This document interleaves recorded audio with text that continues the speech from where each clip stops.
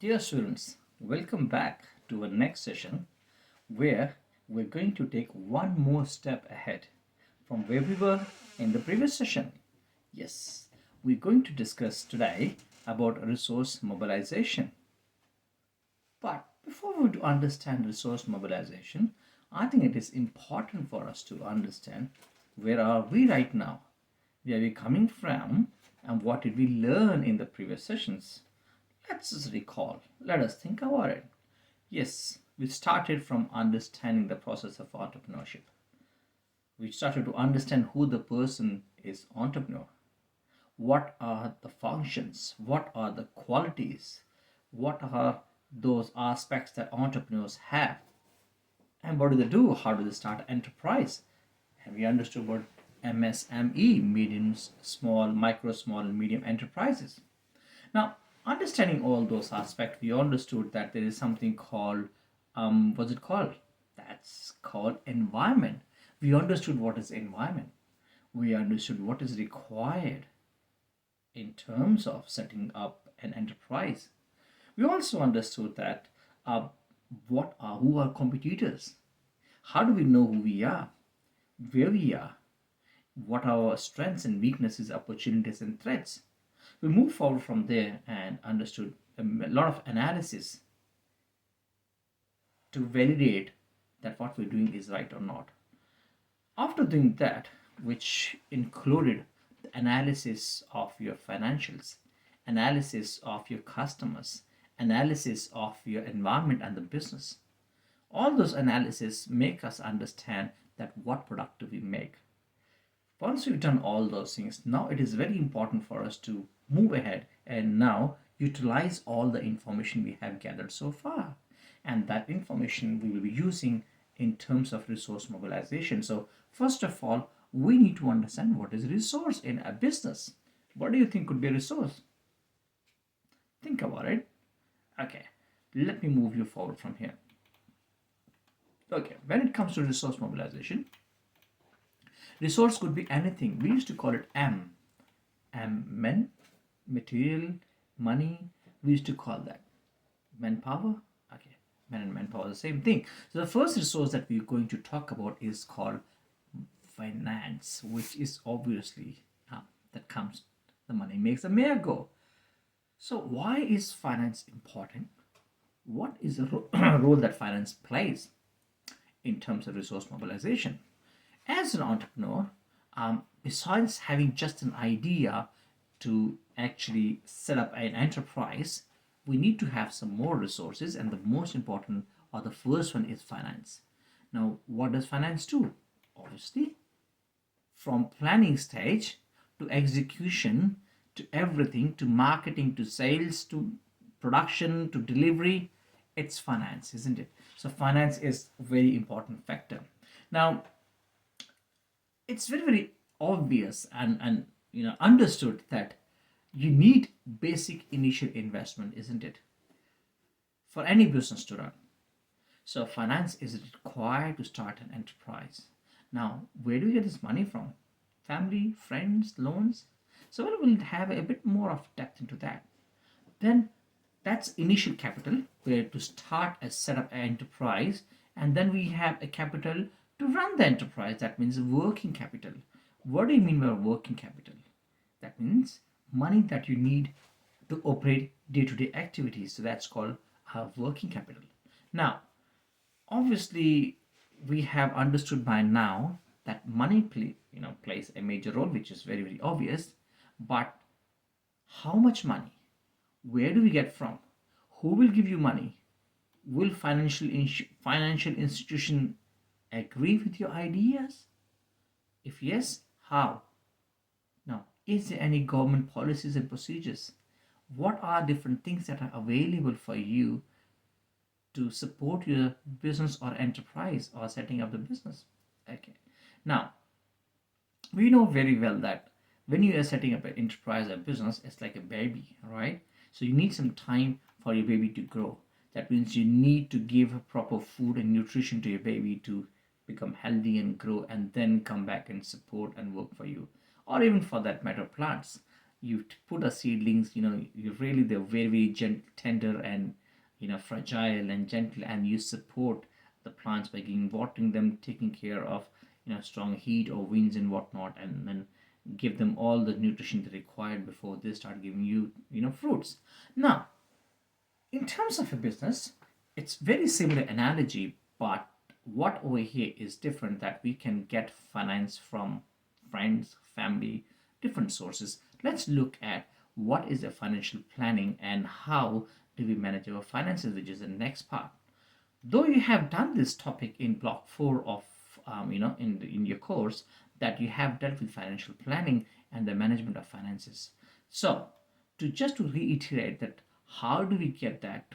As an entrepreneur, it's very, very important for you to actually do a financial forecast. So a financial forecast, as the name says, forecast, that means before the time you predict things, right? So forecasting is not just predicting, it's a mathematical calculation. You see, you take into consideration the previous experiences, you take into consideration the trends, and then you look at what would be the capital requirements. You look at what will be the working capital. So one is the initial capital, second is working capital. So then we look at it, how will that capital be working out? That means, are you going to have what structure of the capital going to have? So then comes your credit policy. How much credit are you going to give or take? And what are the financial institutions that you will be involved in? And just in case if something goes wrong, what are you going to do? Isn't it a lot of questions to answer? And especially in case of finances, a lot of questions to answer to how to manage finances, how to run the show, in terms of that is a bigger resource that any business will require. And for sure, an entrepreneur who has just less experience in running the show may have some issues. So what do we need to do in terms of that? Maybe you need to seek some support. Now, obviously, because you have taken the responsibility as an entrepreneur, so problems are normal. They are okay to be there, right? Now, the good part is that in running a show as an entrepreneur, you actually work on how to resolve the issues one after another. They come in, and then you resolve it. They become part of the normal routine, right? Now, in case of financial resources, or how do you find those resources, or how you source your finance, you can be having your own money with you. Yes, it's called own capital. Or, as I said, that if there is any financial institutions like bank, they support your business. You take up their plan, take your project plan, get it to them, show them, this is what I want to do, this is my idea, this is how I want to execute my idea, and based on that, they may have some terms and conditions, and they may lend you money. The other sources is which are always there for you are your friends, your relatives, or any other sources that you may have personal connections that you may get borrowing from. There are some loans also. It's called term loans, or financial institutions. They give you loans on such as personal loans. That's another loan. And they can give you assets like national savings certificate or insurance policy, provident fund, whatever you may have. You can get money to support your business from there as additional support. Now, that comes here as in finance to support your business, right? Now, it is always has been a you can say initiative by a, or a planning by your entrepreneur, to make sure that there is never ever a shortage in the finances. It is because if there's a shortage in the finances, imagine you're just going to open your travel agency, and now you do not have the money to pay the rent for the first month. Now, this cannot happen because till now you took a decision to open the agency, you did the research to find out if that's going to work or not, you identified the opportunity, you scanned the opportunity, you worked on it, you assessed the opportunity. Now you are here setting up a travel agency. To set up a travel agency, you took the permissions, you got the structure of the building where you were having internet, computers, all those things have been done. So now you say that I don't have money to pay 1 month, next month's rent. No, you must have those things in the budgeted planned before even execution is done. So all those things must be in place for an entrepreneur. This is very, very important aspect. Now, then comes working capital. Um, First was investment. So rent is a working capital. Yes.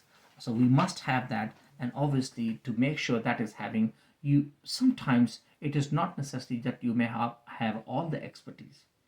What do you mean by that? What I'm trying to say is, at times I may not actually 100% know if this is the best way of moving ahead. Why can't I take the services of a professional? Isn't it? I can take the services of a professional and they will charge me some money for sure, but they will also save me a lot of money so that I can do my, I can focus on more important aspects rather than just trying to struggle and find out how can I find the ways. And never know, they will give me ways to find out how can I get the money out. All right.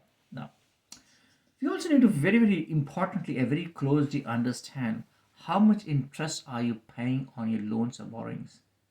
Because if you're paying more interest, whatever you're earning will be not be coming back to you for a long period of time. So your return on investment will not be there. So again, it's not really a good way to do a business when you're not really getting any returns on the investment. Investment comes as a monetary investment. Investment comes as plant and machinery. Investments also come and your personal investment of time, of energies, of expertise, and whatnot. Okay. Now, also, we need to understand that how much time will that take if you're taking money from any financial institution? How much time will that take the money to come down to you so that you start using that money, the liquid cash? And for how long this money is coming to you? That means if they're giving you loan for 6 months, that you start returning in 6 months. That means okay, so you have to make sure that you're ready by 6 months time, or 1 year and whatnot. Or is there any government subsidies or rebates and whatnot? So, do you have the capacity to pay back in 6 months or start paying installments in 6 months? So, what are the various conditions they have put you on your finances and the funds that they're giving you? So, this was the part where you have to be very, very careful how you borrow, how much you borrow, from where you borrow, when you borrow, how do you return back, and how can you return back. So, all those questions needs to be actually answered before even taking the loan and that part of the plan. Okay, we understood the finance. Let's look at the next important aspect. Who is going to work for you? Manpower. Very, very important for a business to have the right person at the right time with the right skills, isn't it? So we need to have the manpower, right? Now, how do we get the manpower? How do you, we can say, how do you get someone to work for you? Now, I understand that lots and thousands and millions of people work and they work and there's a trend and whatnot, but each business is different, right? So they have their own set of rules and regulations. So you need to know, first of all, how many people do I require, right? What levels do I require? What work will they do? What qualifications will they have? What skills should they have? What actions will be they doing? If they're staying for 7 hours, 8 hours, or 4 hours a day, what will be will that be indoor or outdoor? So if there'll be any sort of training that you need to provide them, or they're okay without training. So all those questions, they're there with you. Are there any special labor laws? Are there regulations that you need to follow when you appoint someone? Is there any contract? Is there any wage structure? Is there any policy for the recruitment? Is there any superannuation that you need to put in their accounts? So what is going to happen in next few years time for the manpower? So obviously manpower is the one which runs the show. And you may have finance, you may have set up a travel agency, but you don't have the right person who's sitting at your reception. Whenever there's a phone call, he or she picks the phone and responds in a very rude way. All your investment, all your money that you invested in, all your time that you invested in can just go in vain, and you may get a bad name immediately, isn't it?